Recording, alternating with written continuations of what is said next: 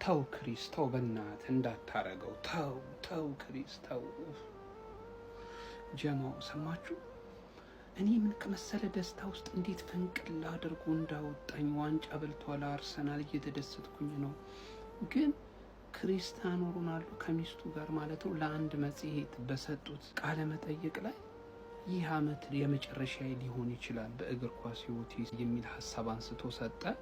እናም እዚህ አመት ካልሆነ በቀር በቀጣይ አመታት ይህ ልጅ ወደ ሜዳ ልንመለከተው ላንችል እንደምንችል ነው እየነገረን የሚገኘው። እና በቃ ቁሊ ግፍፍ አለ።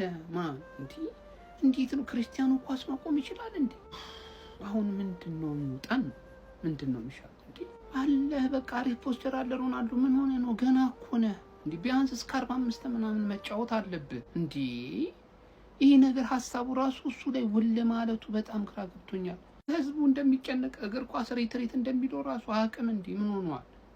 ማን አረተው ማቆም የለብህም ሲያረሰበም ፕሊስ እንዳታረገው። በቃ መቼም ቢሆን እንዳታረገው። ዝም ብለህ አንተ በክራንችም ቢሆን ተጫወት።